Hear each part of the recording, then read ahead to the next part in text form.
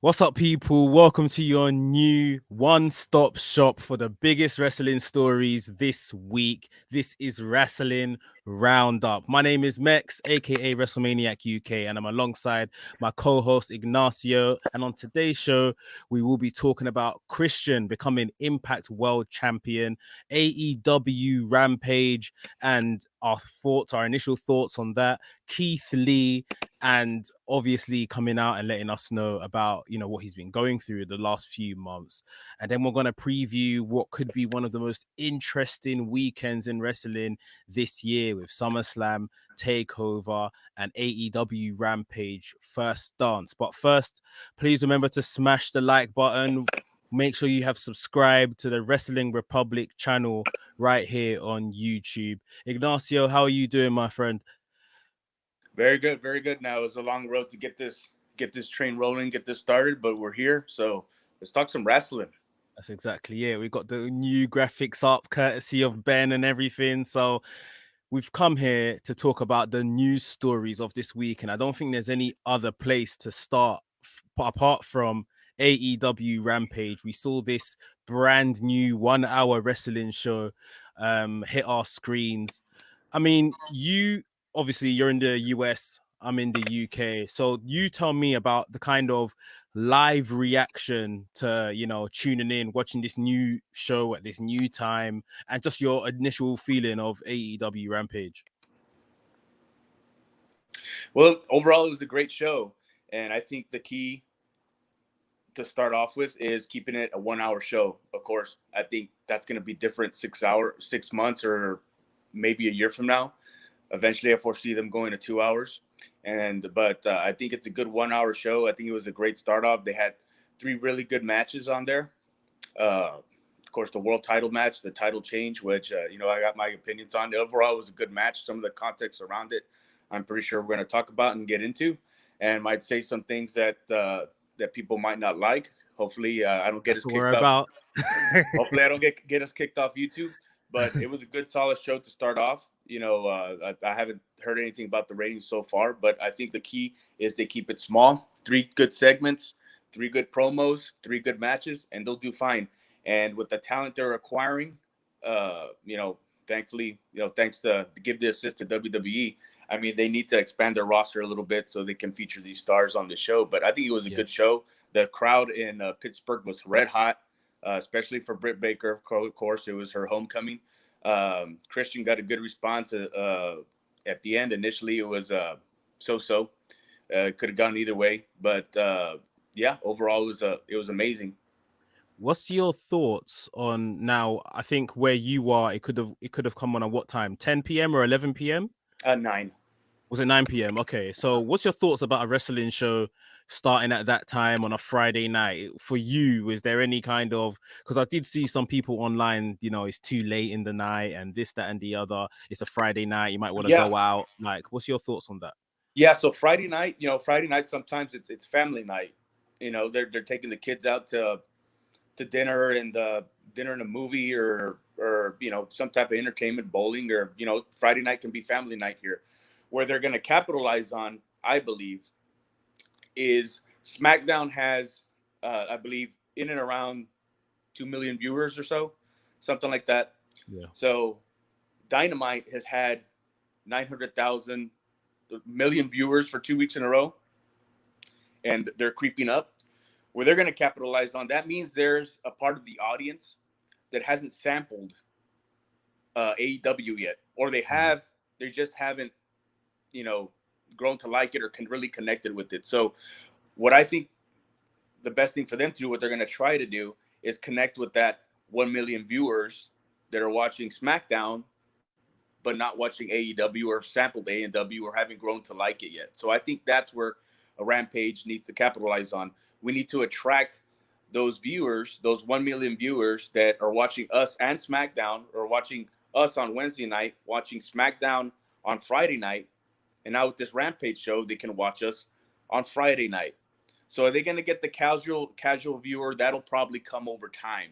Yeah. But are they going to get the SmackDown, the WWE viewer? And I think and I will probably talk about this later on, with the impact that CM Punk is going to make and Daniel Bryan's going to make and maybe eventually Bray Wyatt, the hardcore WWE fan or the casual WWE fan is going to say, hey, these guys were on Friday nights and on Monday nights. Now they're on Wednesday nights and they're on Friday late night nights. or Yeah. 9 p.m. Right? They're going to try to do what they can to get those 1 million viewers that are lacking the hangover from WWE to AEW. I think that's what their focus should be, and I think they're going to get it. At least half of them anyway. Yeah, I mean, you raise a good point. Putting familiar faces on the same day at least, where they used to kind of feature, even though it's later on in the evening. My initial thoughts of AEW Rampage, I like the breezy 1 hour show, wrestling show. Very much reminds me of, early days of NXT, which was what I was all about. Love that. You tune in, you see some good wrestling matches, a couple backstage promos just to progress the story, and you're done. But I was very disappointed in the presentation of AEW Rampage. I don't feel that we got a different presentation, a different look, different, entrance sequence and stuff like that. But in terms of once the actual show started, this just looked like AEW Dynamite's third hour, split up and put on a Friday night, which is very smart still, if it's, that's Tony Khan's idea, because 3 hours of wrestling, we've seen how detrimental that can be. So even if it is the third hour of Dynamite on another night, it's smart. But you're calling it Rampage, but I feel like you've just basically dressed up Dynamite as something different. Now, I know it's because, they are recording this, straight after Dynamite, I assume. And they've still got to record Dark and Elevation, I believe, at the same venues and stuff. And, if they change the whole set and everything like that, it may give them too much to do in terms of changing it back. But I feel like if you're calling the show something else, we need to feel like we're watching something different. We need to feel like we're watching a different program. What are your thoughts on the general presentation of Rampage? Well, I can agree with you on that. That initially, I believe what from what I heard or read somewhere was that TNT wanted to give Tony Khan a third hour, and I believe they rejected. He said, "No, we'll do another show." So then, okay, then we're going to do another show, and I think that was 9 months or a year ago. So that's what they came out with Rampage. So they're going to try to differentiate. I think in the long run they are. Now, I think the mistake they made on this show was with the first match with Christian Cage and Kenny Omega in the title change. As far as presentation and so forth, you're right. I mean, it's a lot like Dynamite. It was a live show. I think next show is going to be a live show, and they do a taping, and then the week before All Out, I think it's another live show. This was a live show. This Rampage was a live show. Yes. Wow. Okay. I thought it was next taped. week's going to be United Center is going to be a live show, and then they're going to do a taping, and I think the week before All Out, it's going to be another live show.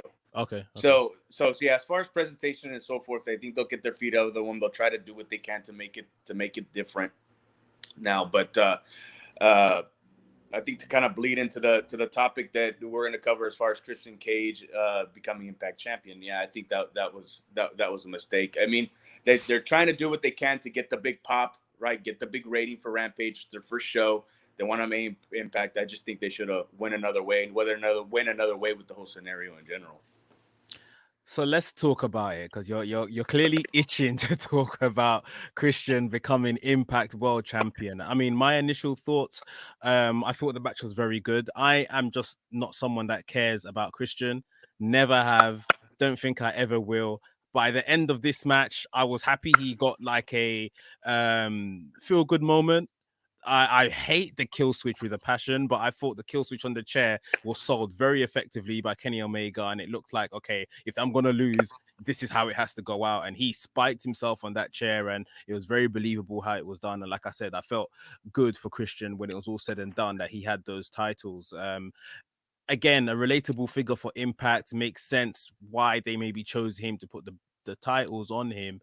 But I think, like I said, beyond Rampage, I don't think I particularly care. So what's your thoughts on Christian becoming world champion on Friday night of Impact? Well, it doesn't matter because Impact doesn't matter because Impact's a glorified independent. Impact's a glorified independent promotion who it's a second-rate wrestling promotion on a third-rate network or app or whatever they're on, access or what have you. And so the title doesn't matter. Not only that, if you go back and you listen to the show on commentary, I know Mark Henry mentioned it. I mentioned me once. I think Tats mentioned it again. So, oh yeah, this match is for the Impact World Championship, but the real world title, they're gonna wrestle for the real championship at AEW All Out. That's the AEW World Heavyweight Title. So they're not doing Impact any favors, which is what they intended to be doing. Scott D'Amore was there, that Impact executive vice president, I think his title is. Scott D'Amore is there.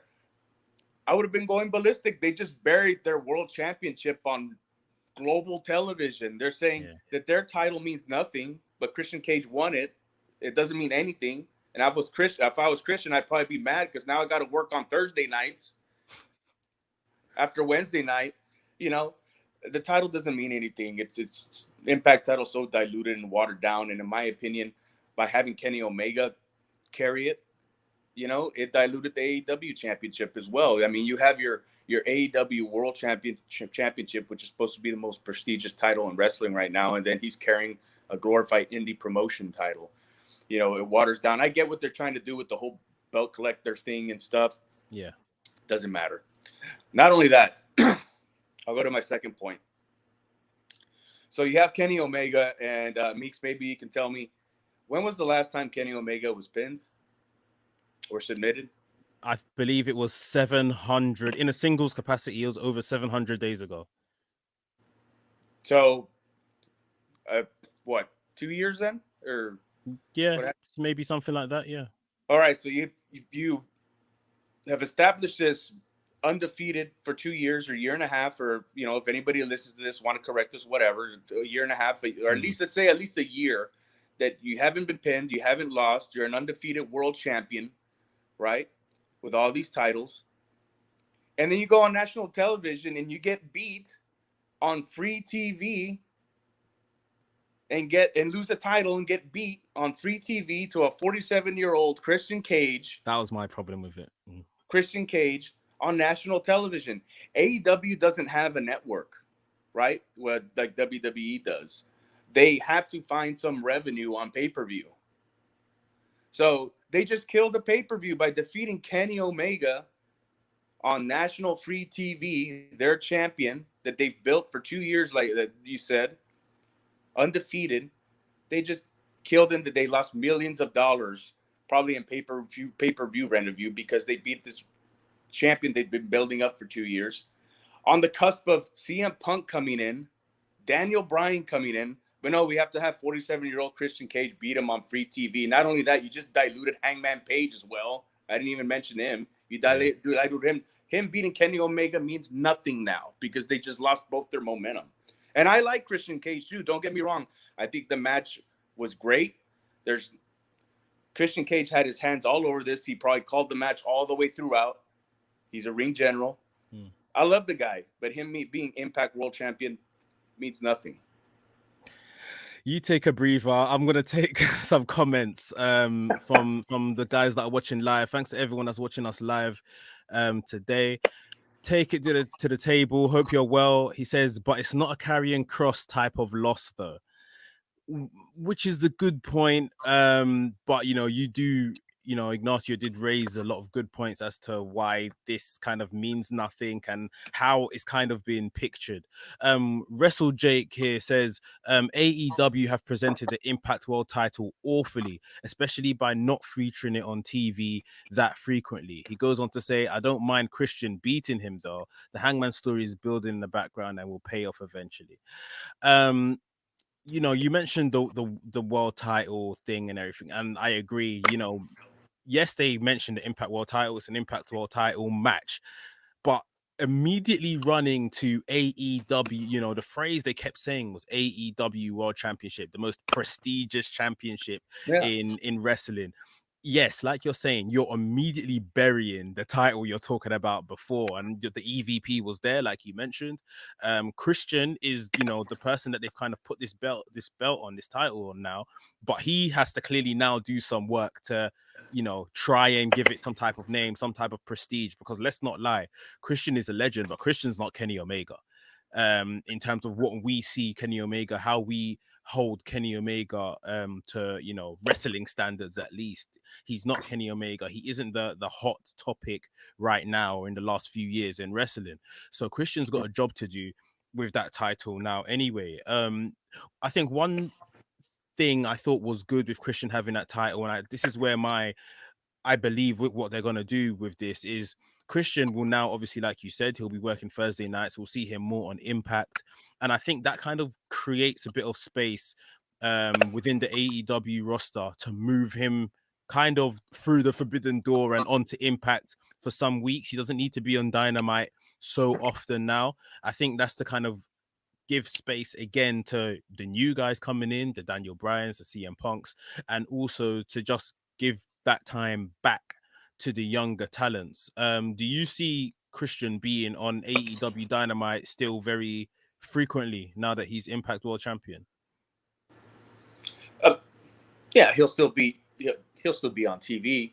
I mean, he won't be a part of any major storylines or programs that they'll have on top, but I mean he'll be around. I mean he has the association with Jungle Boy and Luchasaurus, who I wish they would just get rid of the ridiculous mask and a tie. God, when I saw that, when Christian won the title and I saw him run to ringside, I was mortified about this giant of a man who can work somewhat, but dressed like a dinosaur. It's embarrassing and humiliating. Anyway, yeah, he'll still be featured on TV, and I think he's going to be a big part of the Rampage show, and they'll take the title. They're transitioning into just moving the title back into Impact. Yes. Right. Yeah. So Christian will drop the title. I think I saw somewhere yesterday or early this morning actually that they're having a 4-way deal with Moose Callahan and a couple other guys. Well, Brian Myers in the past week became #1 contender. So yeah, I forget what their show is called where they're gonna go at each Emergency. other. Yeah, that's the one. Yeah, we're gonna get Christian versus Brian Myers at that show for the title. Well, if I was Christian Cage, and I'd do anything to get that title off of me as soon as possible, because or right in the trash, because it doesn't mean anything. It won't help his career. If anything, it's diluting his career. I try to get rid of it as soon as I can. I think that's what's going to happen. He'll end up dropping it within the next month and a half or so. Take it to the table says here in the comments. I mean, I understand they didn't have to do the match for the Impact title at all, which is very true. But it's better than him winning the main title, which is you don't understand the kind of happiness in my heart when they said that they're going to have this match. And I thought, okay, yeah, this is the lesser of the evils. Because when they said he's got 2 title matches, I was going crazy. And then I thought, hold on, well, they'll probably give him the Impact one, so they don't have to give him the AEW World title. And I thought, that's been my biggest fear. If you guys remember back to when he came in, he kind of said he wants the AEW World Championship. He was going to work for it. And I thought, God, no, they are not going to put this title on Christian. No. So yeah, me seeing him with the Impact World Championship is so much more, put my heart at peace rather than seeing him with the AEW World title. But that's another thing. Him mentioning after the title match that, he's won the Impact World title, but it's going to be almost impossible to beat Kenny for the AEW World Championship. It's like, how can he say that when he just beat him for another title? Yes. And AEW World titles maybe what Kenny cares about more, but don't you feel like he's just kind of publicly counted himself out of a match that he should have a fair chance at winning because he's just beaten that guy? Well, I think that's what they tried to prove. They tried to show that Kenny Omega was beatable, right? By him defeating him. I think it would have been. I didn't like the finish to the match personally. I liked the match. I didn't like the finish. I think this. Let's go with the mindset that I like the whole scenario in general, which I don't. But yeah, the way the way it should have been booked was have him lose legitimately with no chair foolishness or the Young Bucks coming down or anything. Have him beat Kenny Omega fair and square for the Impact title. Then Christian Cage poses a legitimate threat to Kenny Omega, right? But so they beat him with all this fluff around it. And like you said, Christian Cage has kind of diluted himself or, undermined himself by saying, I think he was trying to get that the road to get to the Impact title that I just ran was very difficult because Kenny Omega is a very strong competitor. Now I'm going to have to work even harder to get the AEW title. Yeah. Right there again, he just Christian Cage just buried the Impact title right there. Christian Cage himself, the new Impact World Champion, just buried the Impact World title. At least 5 times on that show they did that, and the champion did it. But anyway, look, I'll say this one thing going back to the match is that it was a very good match. I generally don't I'm not a big Kenny Omega fan, but when he's serious, when he's not prancing and fiddling around the ring or doing comedy stuff or trying to play heel instead of being a heel, he's good. He put on a good match. His facials were good. His work was good. He sold. They responded well to it. They actually have chemistry. So what I would have done playing Booker was have Christian beat Kenny Omega, right? To have a legitimate threat. Have Kenny beat Christian Cage legitimately at All Out, and work your way up to a third match, tiebreaker, what have you. Yeah. On Rampage. Yeah. Does that make sense, or does that not make sense? No, you're right. You're right. I'm going with the scenario that I actually like what I'm seeing, which I don't. But I mean, Anyway, he diluted the Impact Championship and he undermined him, saying that I'm gonna have to work even harder to earn the AEW title. But that's the way it is, me. Yeah. Oh man. And one other comment here which we can tie in with this conversation. Carl Kinahan says, think Kenny losing would have made more sense if Kenny lost to CN, sorry, that's Andrade last night, and Kenny could be a madman holding onto the AEW title. So I really don't get the point, I guess, why Cage lose that Rampage. So basically he's saying that we saw Andrade CN Almaz or Andrade El Idolo go up against Kenny Omega last night for the Triple R, championship, the Mega Championship, and Omega won. He won with there was some shenanigans with the help of Conan, and Ric Flair was in El Idolo's corner. But Andrade was unfortunate; wasn't able to win the Mega Championship.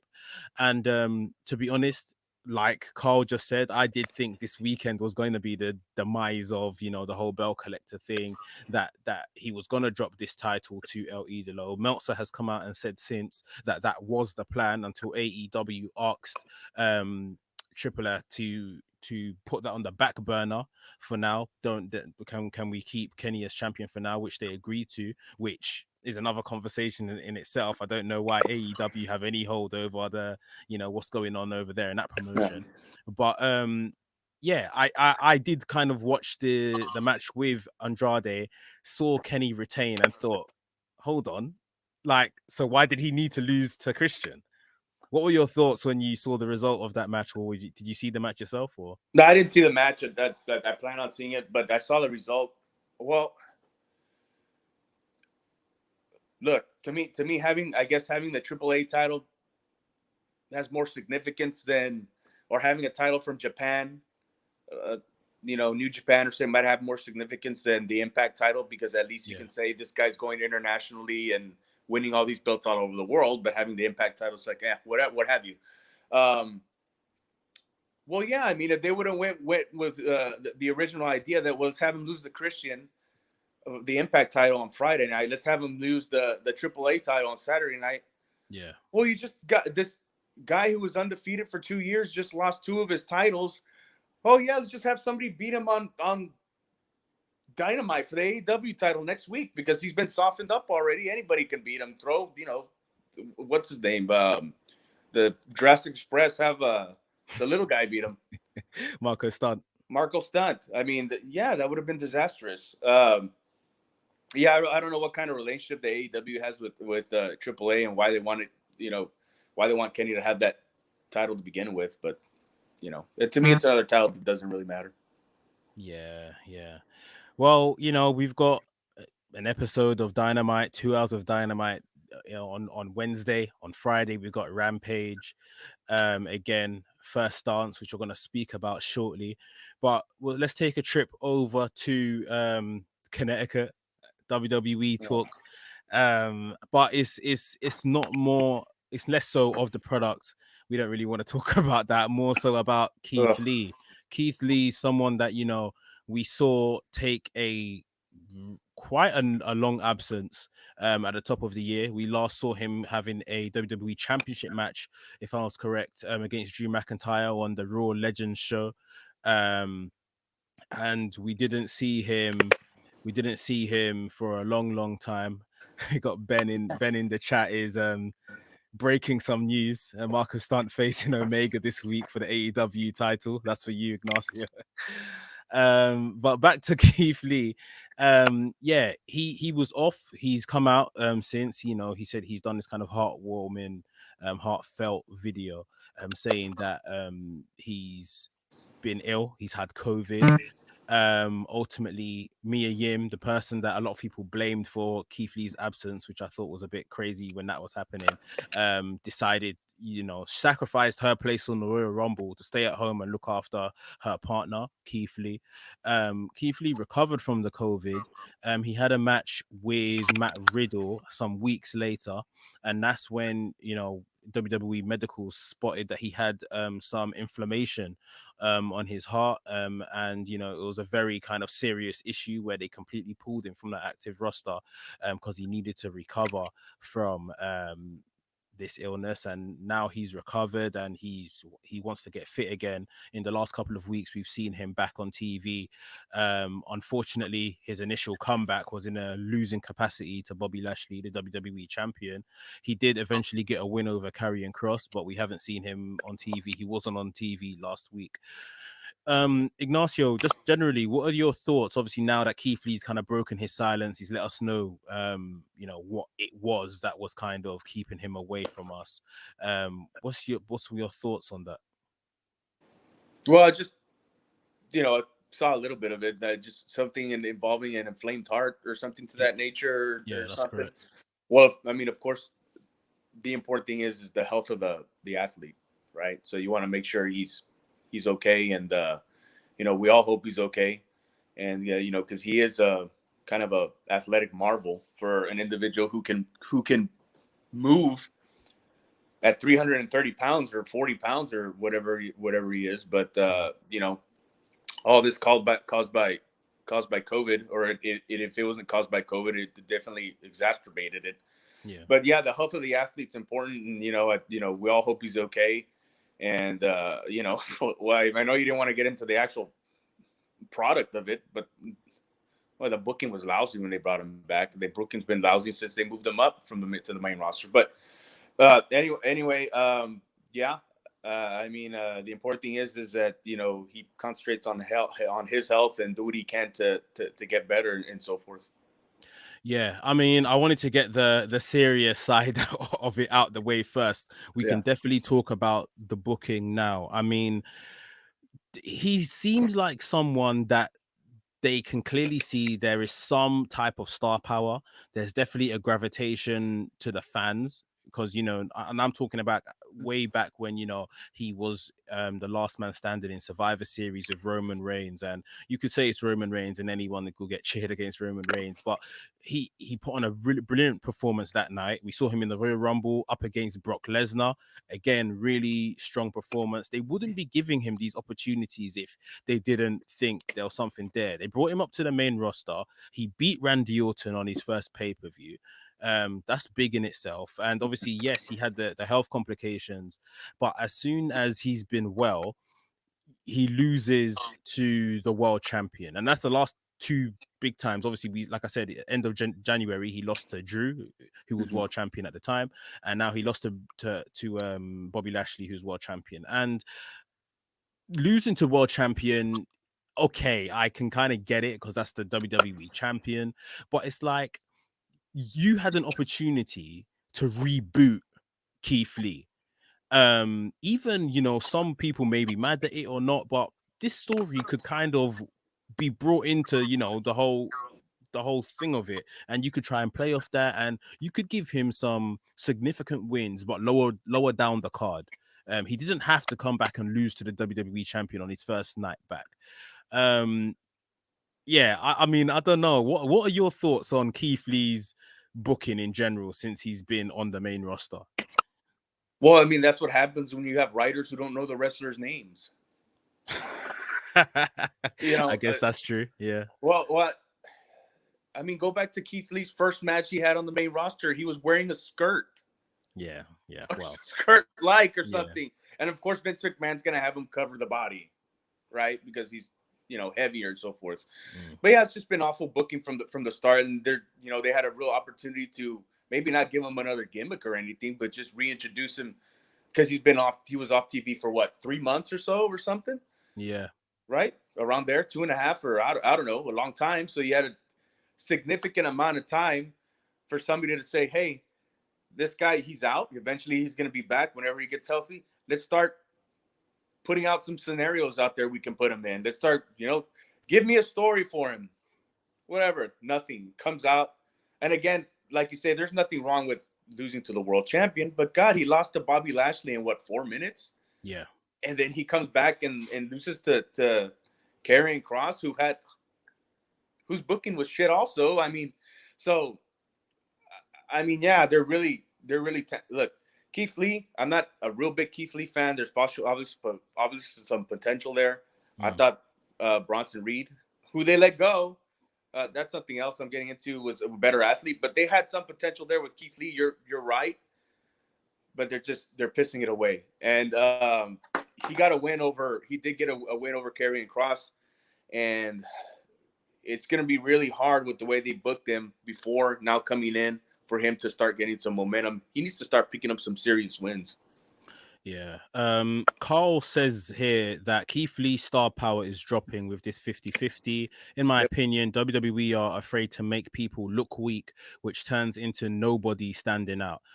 This is a very good point, and this is WWE, not sticking to their guns. So we had heard the whole scenario with Karrion Kross coming up to the main roster, losing to Jeff Hardy whilst he's NXT champion, which is absolutely crazy, if you ask me. But we had heard the story behind that was the fact that Karrion Kross was going to keep losing to Jeff Hardy until Scarlett showed up and she unlocks the inner gladiator within him, and then he goes on his tear. That is the story. Whether we like it or not, at least it looks like there was a story in place, right? Now, straight off, they do the WWE thing and they don't follow what the story is. Because yes, he lost to Jeff Hardy, but then the next week he beat Keith Lee, and that was Keith Lee's second match back. What I don't understand, if that was Karrion Kross's story to keep losing until Scarlett came and unlocked him, why did he need to beat Keith Lee? Because now you've done the whole 50-50 thing with him as well. Uh-huh. And, then obviously the following week, Keith Lee beat him. And it's just like, guys, can we, like, even if you, like I said, the Karrion Kross story that they had on paper, whether we think is good or not, they had something on paper. And they've just now totally thrown it out the window. They've ruined what they were planning for Karrion Kross. They've ruined Keith Lee's, return, although he lost the week before to Bobby Lashley. Why can't we just make a plan here and stick to it? I don't understand. Like, we're changing our minds like 5-year-olds or something. Well, they're kind of in desperation mode. Obviously, I think, what was it, a month back or so, they said Vince McMahon went down to the Performance Center to look at some individuals, or see what they got, see what Triple H had there. And obviously, given the releases, he saw what he didn't like, and those guys left. They got let go. And what he did like, they're moving up to the main roster. So Karrion Kross, over there on SmackDown, Tegan Knox and her tag team partner, Shotzi Blackheart. So, but with Karrion Kross, just the booking, I think what they did is just put this guy on TV and let's see, he can, number one, if he can follow orders. Number two, let's see how he does when he loses, which is very common what Vince McMahon does and likes to see. He wants to see how a guy behaves after he loses. And let's see what they got, kind of like a training deal on national television. While he's holding the NXT title, loses to a over 40-year-old Jeff Hardy who hasn't been on TV for over a year, right? Or maybe he might have been on Main Event, which nobody watches anyway. Yeah. Not only that, he cheated to win. He put the feet on the ropes. You buried the NXT. No, you didn't just bury the NXT champion. You buried all of NXT. And for anybody who had a question how Vince McMahon feels about NXT, well, you saw it when Jeff Hardy buried Karrion Kross on his first match on the main roster. And I knew that was going to happen. I knew from the get-go because there was no Scarlett. There was no pomp and circumstance as far as the entrance or anything. Vince McMahon wasn't going to allow that. I'm surprised he showed up with the NXT title, but why? I knew what was going to happen. I didn't think it was going to. Not only that, he lost again. He lost in what? 3 minutes? No, 2 minutes. Yeah, when he lost to Jeff Hardy, it was like 90 seconds. It was like a 1 minute something. It was like thanks for coming, Karrion Kross. We'll see you later. Then he went. Well, he picked up a win. He lost again 2 weeks later. Yeah. As soon as Jeff Hardy came back from COVID. Yeah. Take It to the Table says if that was the plan, they should have waited until after he loses the title. That is a big point. He shouldn't be walking around with a championship that, a lot of the main roster fans don't have an affinity to if they don't watch NXT. So you should be intrigued to see this man carrying this title and hold him in some type of, reverence, some type of respect, because he's got this title that, okay, I don't really watch that product. So, this must be the top guy over there, but he's losing to Jeff Hardy in 90 seconds. Take It to the Table says as well, the damage the NXT reputation and instantly tells you that Vince thinks NXT is null and void. Yes, we're seeing more and more of this over the past week. As well, I don't watch Main Event, just don't have enough hours in the day, and it doesn't seem like a very interesting show, even if I did have the time. But Dakota Kai is the number one contender to the women's championship, the NXT Women's Championship, and apparently she's losing to Aaliyah on Main Event. So, and for those of us that watch NXT and have watched NXT for years and years and years now, we know where, Aaliyah is kind of held in the company sort of thing. She is next to the floor. Like, that's how low down she is. But this is another play by the guys over, the higher ups, because they've got Aaliyah beating the number one contender to the women's title on Main Event. What is going on right now? They just have no care for NXT anymore. No, that's been proven by what you see. I don't know if they were trying to get an extra look at Aaliyah or what have you. She's got a look, I guess. I don't know what the NXT bookings all over the place. And you see, I think what initially happened was, especially with AEW, they found out AEW was coming out on Wednesday nights. They moved NXT to Wednesday. Vince McMahon gave Triple H the reins and said, hey, let me see what you can do with this product and go one-on-one with this upstart. And he saw that Triple H is the booking. And the booking, in my opinion, the booking within the last year or pandemic area of NXT, I saw a drop, or I saw neglect in some areas. I don't think it was the same product it was pre-pandemic. And then into the pandemic, it fell, the creative. So I think Vince McMahon saw that. He saw Triple H. I don't want to say he couldn't handle it, but he just couldn't. They couldn't beat AEW. So I think what he said, he's going, I'm taking this away. We're going to clean house. And I think there's going to be more. There's going to be more releases. And I'll even predict to you right now, 2 releases that are more than likely going to happen on the next round. As far as NXT, it's going to be Tommaso Ciampa and Timothy Thatcher. I think they're going to be gone. Ouch. So they're going to clean house at NXT, and it's just going to be what it was primarily before. Not an upstart promotion, but just strictly developmental. Yeah. Right. Because they had to establish these stars. Like they had Adam Cole there. They had, Kyle O'Reilly, and they had these big names that were big names in the independent promotions or ROH and so forth. And they had these established stars on top, and they were going against AEW and Dynamite and so forth. So they were trying to establish themselves as the third brand. Well, in Vince McMahon's eyes, they failed.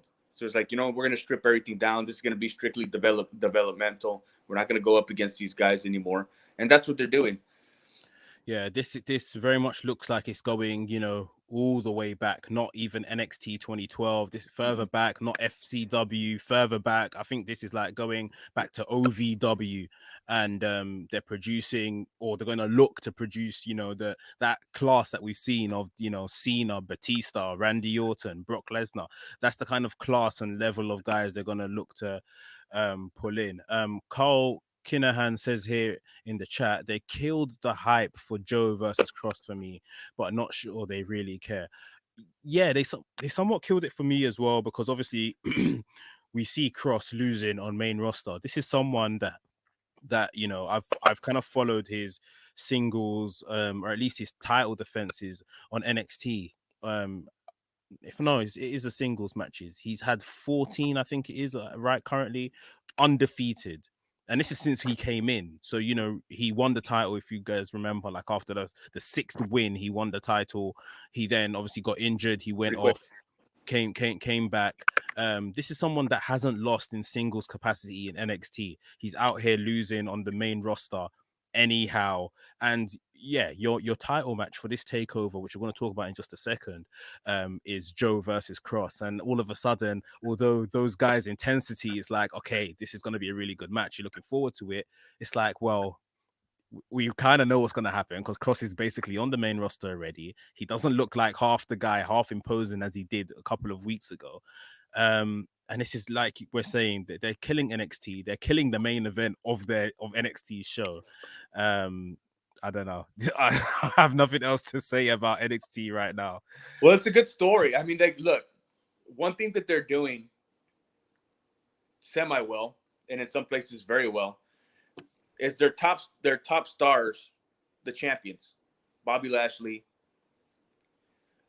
For the most part, Bobby Lashley. Of Goldberg coming in, it's a waste of time. It's a disaster. But as far as his persona, the way he's carrying himself, his story, Roman Reigns, his story, his persona, Karrion Kross before debuted on the main roster, his story, his persona, the way he carried himself.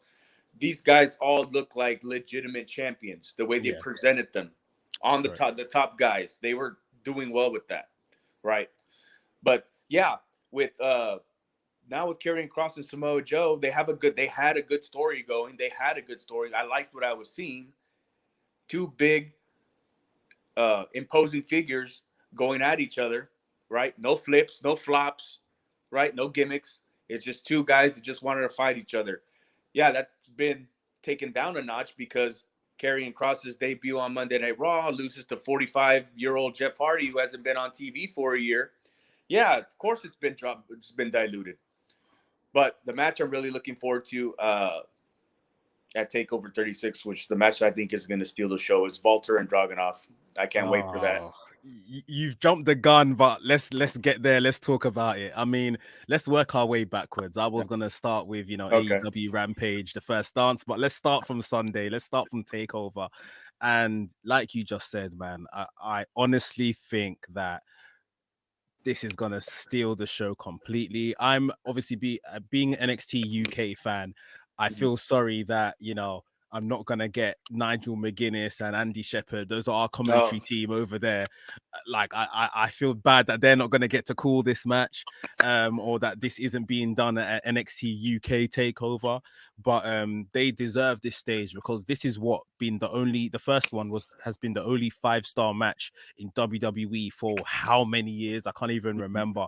So they deserve this bigger stage. Unfortunately, it's still going to be at like the CWC and not like, an actual arena or whatever the case is. But yeah, I'm so much looking forward to this match. And I think it's Dragunov's time. What about yourself? Oh, absolutely. I watched their first match 4 or 5 times. I mean, it was the best match I had seen in WWE for years. I think the last match I can remember me seeing over and over again is when Ciampa defended the NXT title against the Velveteen Dream.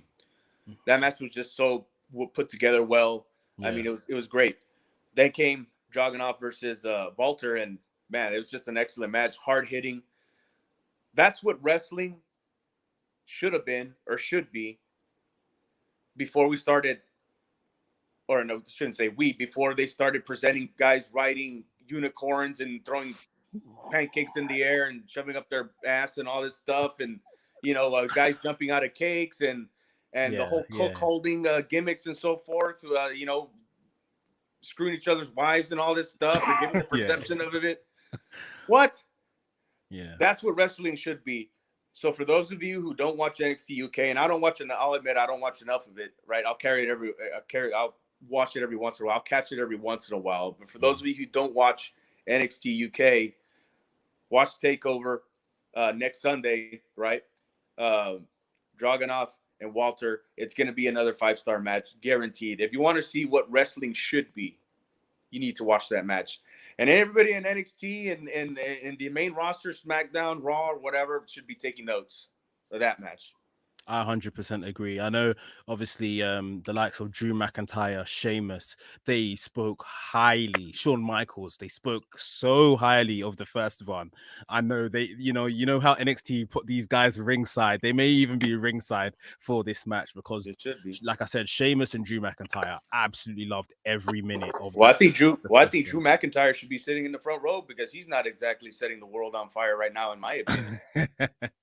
Yeah, I think they're putting the putting him on ice for a bit, letting other people kind of hold the top positions, which I think it's okay, sort of thing. But yeah, I mean, another match on Takeover, while we're talking about Takeover, which I think is gonna obviously have massive implications. We got Kyle O'Reilly versus Adam Cole in this 2 out of 3 falls match. Now, I think we'll probably spend a lot of time next week talking about Adam Cole and his saga and stuff like that being the last week of his reported contract. But what's your just initial thoughts? Like I say, we'll speak about it in depth next week, but what's your initial thoughts on the whole Adam Cole thing? And do you think he's staying or do you think he's going? Well, we talked a little bit, very briefly yesterday, or the day before about this. So everybody's wondering, how can they let Adam Cole's contract come so close to expiring? Well, they sacked the guy that let it happen. Basically, they've sacked him. So, they did. Yeah. Well, okay. Look, I get it.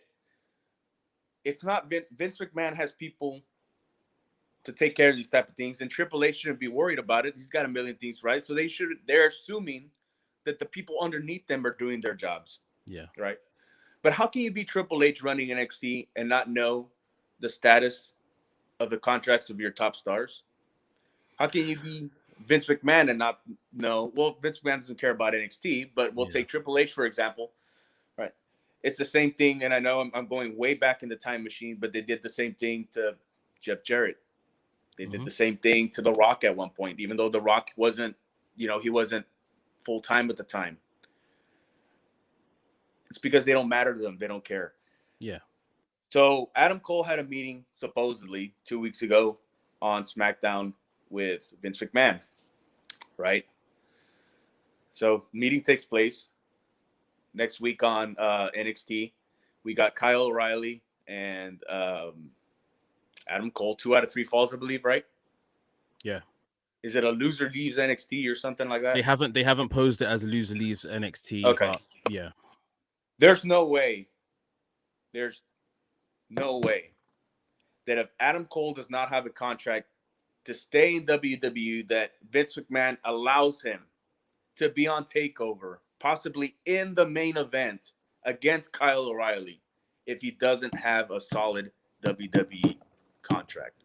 I think Adam Cole loses that match, and no question, it's gonna be a great match. I can watch Kyle O'Reilly and Adam Cole every day, all day. It's just one of those. People get tired. These guys have faced each other too much. I can watch them every day, all day. Same thing. I can, watch Charlotte Flair, Sasha Banks, and then there's pairings and on and on and on. They're just one of those. The chemistry's impeccable. But Adam Cole has a contract with WWE. I think he loses at TakeOver. I think he debuts on SmackDown a couple of weeks later. They'll feed him to Roman Reigns. Roman Reigns will tear him up, and then he'll look to make back to mid-card status, but he'll get the big money. We're gonna talk about it, like we said, next week. And more information may come up, and we may kind of know if there is a contract in place, like you're alluding to. No. But yeah, takeover preview as well. We'll speak about that next week, so you guys look after that. Um, we got SummerSlam. Is there anything on the SummerSlam card you're looking forward to? Not too excited about Goldberg or Bobby Lashley. Really not too excited about Roman Reigns and John Cena. But, well, they're gonna have a good match, right? Yeah. They're gonna have a good match. But just everybody knows the outcome already. And then that whole scenario. See you later, Finn Balor. Thanks for coming. We didn't see him on TV. Did he come out on SmackDown on Friday? No, he wasn't on the show at all. See you later. Made you look like shit. Come back. What? He mentions John Cena the week before and how he wants to step up to Cena face to face or what have you. And let's see who deserves the real title shot. Doesn't show up on TV Friday night. Baron Corbin made him look like shit the week before, dumping him over the railing. See you later, Finn Balor. So not too excited about the championship matches. I think the match is gonna steal the show. It's gonna be actually Sasha Banks and Bianca Belair. Looking forward to that one. Yeah. Yeah. Other than that, I'm not really too excited about anything else. I mean, there's 1 week out. We got a Raw and SmackDown to see if anything they can give us any intrigue, anything to look forward to before Saturday night. And of course, on Friday night we have AEW Rampage. This is from the United Center, a sold out United Center in Chicago, and this is the rumored show where we are getting the debut of CM Punk. Do you think it's happening in Ignacio? Do you think this is where we're getting him after 7 years, him coming back to wrestling? And what can you kind of book any kind of angle you think he's going to come in on, if this is going to be the show we see him? Well, I mean, they kind of hinted at that Darby Allen, which I think is perfect because Darby has a ton of momentum behind him. The fans are behind him. I love his stuff, and people that know me and my style of wrestling that I like know that I don't like the flip-floppy, what have you stuff, the gymnastics crap. But it's different with Darby Allen because Darby Allen makes it look violent and real. Yeah, I mean, when he goes for a suicide dive, he goes. It's not fluttering, waiting to catch me bullshit. He attacks. Same thing with like Rob Van Dam. Rob Van Dam, when he did it, everything looked violent. That's the same thing with Darby Allen. So I think if they're going to go that route, that's perfect. I can tell you this. A couple days, I think it was even last weekend, I rewatched the 2011 Money in the Bank where CM Punk took on John Cena for the WWE title. It was the whole scenario where he was going to, he hadn't had a contract, so he was going to leave with the title. The crowd, even he came out blue, was cheering CM Punk throughout the whole show. The United Center is going to explode on Friday night when CM Punk makes his debut. It's going to be a very momentous occasion for wrestling. I was a big CM Punk fan. I'm excited to see him back. He's going to have a ton of great matches. And, they pulled off, I mean, other than maybe Brock Lesnar and Daniel Bryan, I think CM Punk was the top free agent for the past 7 years, however long he's been out, and they nabbed him. It was to me, it's the steal of the century. Yeah, his promos are good, his in-ring work is good, his creative process is good. I'm pretty sure he's going to have a lot of creative input, not only in his matches but other matches. I mean, it's a steal. I think he's going to be one of their golden gooses. I think it was a great get. We're going to talk more about it. Definitely, if he shows up on Friday night, we will have a lot to say about it on Sunday, on next week's Wrestling Roundup Weekly. So make sure you guys check in. But before we get out of here today, we are going to talk about our highlight of the week. This is where, we kind of focus on any particular match, a segment, or anything within wrestling that we were really kind of impressed with this past week. I'm gonna start, and my highlight of the week was the opener for AEW Dynamite, the Elite versus the Seidel brothers and Dante Martin. I thought we saw a really good performance from Dante Martin. Obviously, not usually a singles guy, or with the Seidel brothers. He has his brother Darius, who's currently injured, so he just tagged with these guys for the sake of this match. But we saw a super strong performance from a really young man. Um, I just think he flies through the air. I know you said you're not into the kind of acrobatic stuff, but I feel like everything he does is so graceful. He is like, sometimes it looks like he's literally walking in the air. And there was a part in the match where we had like about a 5 minute segment with Kenny Omega in the ring, which I thought really showed that Kenny Omega, and he could hang with such. I'm just really interested to see how this guy develops, kind of starting and given this opportunity at such a young age. I know he's had a lot of matches on Dark and Elevation. Again, it's not Dark and Elevation isn't something I watch, but seeing him on Dynamite, really thought now that these guys have something special, and hopefully when his brother's fit and healthy, those two can pair up again, and we see them within the tag division on AEW. So yeah, that was a highlight of the week for myself. Mm-hmm. Mine was actually it was the and I know we see them a lot, so they're not as special anymore. But the contract signing between Bianca Belair and Sasha Banks, Yeah. I think it was, like I said, it's just like it's 50-50. Some things they do really right, and some things it falls under their below par. But it was well played out. It didn't seem too scripted. Right. It looks like Sasha was speaking because she's a veteran, right? It looks like she was speaking from the heart and so forth. Not only that, after the match, when Zelina came out and Carmella, gosh, whatever it is, what it is. But when they came out and they went at it at the end, and everybody knows when there's a contract signing, there's gonna brawl. If everybody goes back and look at that segment, those girls are, especially Bianca and Sasha, their whatever exchange they had, they were beating the shit out of each other. I mean, they were bringing it to each other. It's going to be a great match. That's going to be the steal of the show. But that was my highlight of the week. I love that contract signing. It was really well performed. It was really well done. And I think one thing that I've noticed, we've seen Bianca Belair, and she's been given a lot of responsibility since she's become champion. She became champion the same weekend that Rhea Ripley became champion, but we've seen what they've done with Rhea Ripley. But Bianca Belair has kind of been given these high positions. She's been given a lot of the media stuff to go out and kind of represent WWE out in the media world and stuff like that. But I think, and maybe you've noticed this too, since Sasha has come back, she has went to another level. And I'm sure that's Sasha bringing this out of her, sort of thing. All the stuff she done with Bailey was good, but it was getting a bit tiring with the laughter and all of that kind of nonsense. But since Sasha's come back, she's went to another level. This is someone that knows maybe how to bring it out of her. Maybe they have that kind of personal relationship. Maybe, like you say, Sasha is just a veteran and knows, how to, do her job well. And yeah, very much like WrestleMania, I'm looking forward to this match. I can't call it.